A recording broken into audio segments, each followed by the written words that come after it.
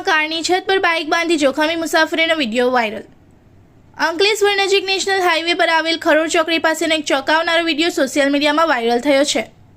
વિડીયોમાં એક કારની છત પર મોટરસાઇકલ બાંધી તેના ઉપર બે લોકો બેસીને મુસાફરી કરતા જોવા મળે છે।